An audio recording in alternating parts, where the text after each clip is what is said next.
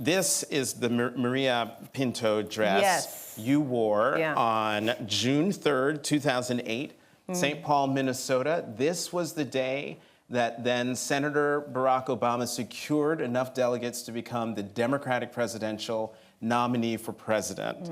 And I bring up this dress because it was also the same day you fist bumped Barack Obama after you introduced him.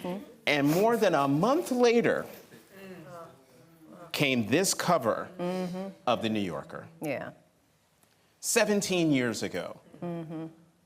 And still... And it's The New Yorker. It's not even, right? I can't believe that this, I mean, it says shocking now, 17 years later, as it was then. You write about this in The Look, and the big lesson you learned from it. You wrote, "That was one of the more startling moments in my transition from being very much a private citizen to very much a public one, where I understood that without me controlling my own narrative, people's racism and misogyny would attempt to take over and define me." In many interviews, you've said that you felt like you were in a race against time to define yourself before others did. Talk more about how this one incident informed your thinking about how you would show up as First Lady once your husband became president. Well, it was actually a culmination of things where this was kind of the icing on the cake during the campaign.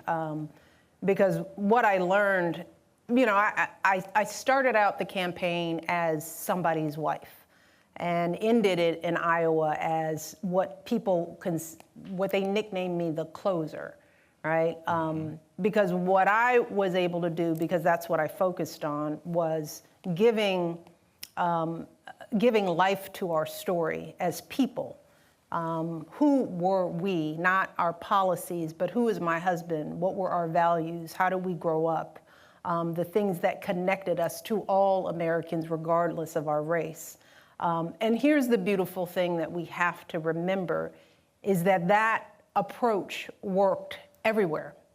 You know, me showing up as a black woman named Michelle Obama in a room as intimate as this, with all people from Iowa, mostly white, mostly rural, working class, farmers, working class folks.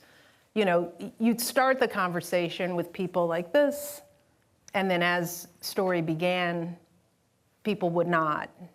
And they could see themselves in that story. And that's the America I want us to remember, because that is the truth of how people are. I always say it's harder to hate up close. Because it's easy to demonize people you don't know.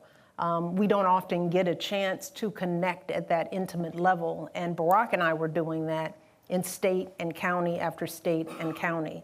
And the country responded, right? Because they're like, yes, that is my story. I connect to that. That's the way I see the world. That's how I feel about things.